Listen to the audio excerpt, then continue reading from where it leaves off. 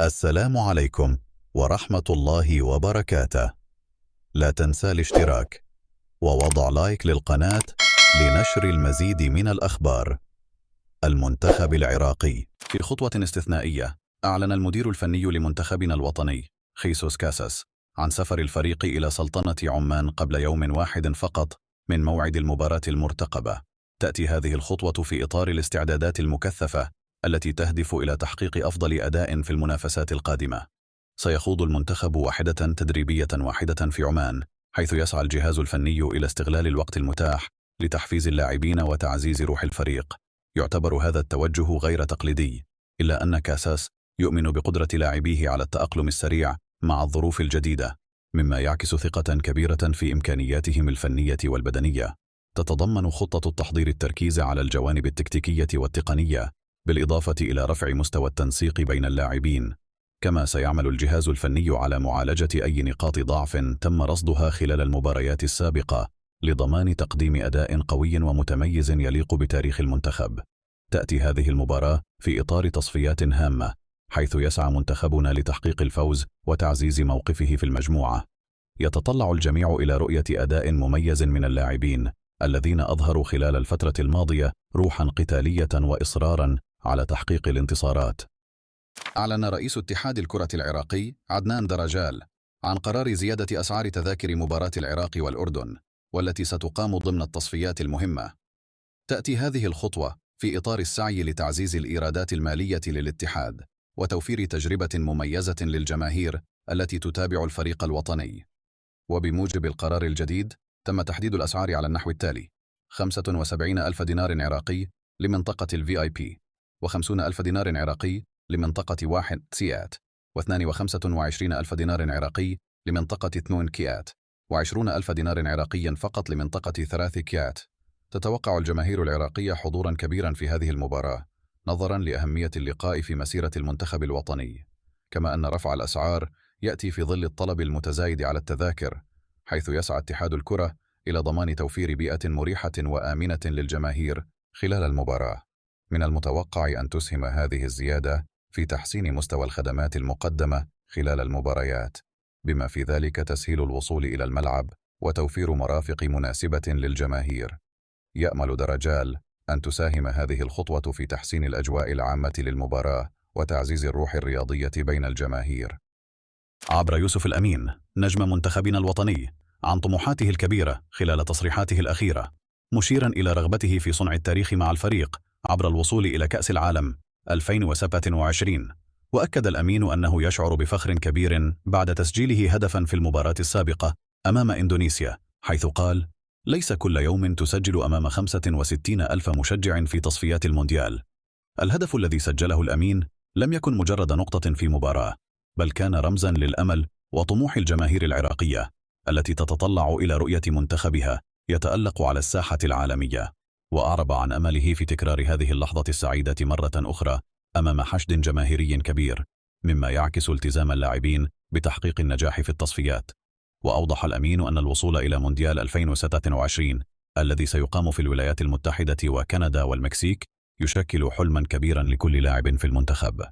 وبدعم الجماهير، يأمل الأمين أن يتمكن المنتخب من تجاوز التحديات وتحقيق نتائج إيجابية تعكس التطور الذي يشهده الفريق.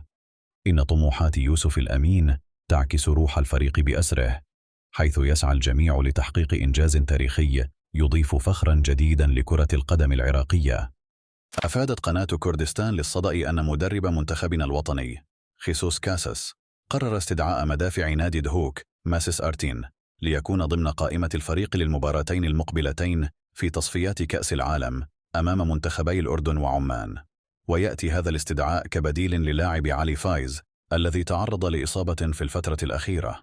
يمتاز ماسيس أرتين بأداء قوي في الخط الدفاعي، حيث يعتبر من أبرز المدافعين في الدوري العراقي، مما يجعله خيارا مناسبا لتعزيز خط الدفاع في المباريات المهمة. وقد أظهر أرتين مستوى عال من الاحترافية والقدرة على التعامل مع الضغوطات، وهو ما يحتاجه المنتخب في هذه المرحلة الحساسة من التصفيات. تعتبر هذه المباريات حاسمة في مسيرة المنتخب نحو التأهل إلى كأس العالم 2027، حيث يسعى كاساس إلى تشكيل فريق متكامل قادر على المنافسة وتحقيق نتائج إيجابية تعزز من آمال الجماهير. ويأمل المدرب أن يكون استدعاء أرتين خطوة إيجابية تساهم في تعزيز استقرار الدفاع وتوفير الدعم المطلوب للخط الهجومي في مواجهة الفرق المنافسة. يتطلع جميع عشاق المنتخب الوطني إلى رؤية الأداء المتميز من اللاعبين الجدد والقدامى، حيث إن كل مباراة تمثل فرصة جديدة لتحقيق الحلم الأكبر بالوصول إلى المونديال. في الأندية الأمر طبيعي، أنت تخسر 4 أو 5 عكس المنتخبات، وريال مدريد ليس ببعيد، فقد خسر 4-0 مع البرشا، وهو الريال ليس الشرطة وأنشيلوتي وليس أحمد صلاح. الرجل اجتهد وأراد أن يطبق مصيدة التسلل كما فعلت برشلونة، لكنه فشل بسبب نوعية المدافعين الذين كانوا سيئين جدا، خصوصا الإفريقي بوتيلا، ولا أعرف كيف تعاقدوا معه. الإمكانات لدى لاعبي الأهلي أعلى بكثير جدا من إمكانات لاعبي الشرطة لا يزال دورينا رغم الصرف الهائل من الأموال عليه والهالة الإعلامية الموجهة عليه. وعلى عدنان هي هالة ضالة مضللة، وهم أبواق تصدر من هنا وهناك لتمجيد درجال، والدوري لا يزال دون المستوى. أظهرت هذه المباراة عورة كاساس باستدعاء لاعبين عطلات للمنتخب، وأخص بالذكر ميمي ومناف، بل حتى أحمد حنون وأحمد باسل، ولا أعرف ما هي المعايير التي يعتمدها لاستدعاء اللاعبين رغم الخساره الثقيله. فإن الحسنه الوحيده للشرطه أنه لم يلعب كرة طويله ولعبوا كرة أرضيه قصيره، وتحت الضغط فلو أخرج المدرب ميمي من البداية وأشرك بسام بدلا عنه، لكان أفضل بكثير، لأن ميمي عاجز عن تسجيل أي هدف، فعلى كاساس إعادة النظر بمناف وميمي. أعرب مدرب منتخب كوريا الجنوبية هونغ ميونغ عن رأيه بشأن المباريات المقبلة لفريقه خلال إعلان قائمة اللاعبين، حيث أكد أن مواجهة منتخبي الكويت وفلسطين ليست بالسهلة كما قد يعتقد البعض، بل هي تحديات فنية تتطلب أقصى درجات الاستعداد والتركيز. واعتبر أن هذه المباريات التي ستجري هذا الشهر تعتبر أصعب وأهم من المواجهات السابقة أمام الأردن والعراق. وأشار هونغ إلى أهمية العمل الجاد لتحقيق النقاط، مؤكدا أن التفكير في الفوز يجب أن يكون هو الشغل الشاغل للفريق. وأوضح أن كل مباراة تحمل في طياتها تحديات خاصة، مما يتطلب من اللاعبين الالتزام والتفاني في الأداء. ومن خلال الاستعداد الجيد والتكتيك المناسب يأمل المدرب في تقديم أداء قويا يضمن تحقيق النتائج المرجوة. كما أعرب عن ثقته في قدرة لاعبيه على تجاوز هذه التحديات، مشيرا إلى أهمية التنسيق بين الخطوط وأهمية الجاهزية البدنية والنفسية.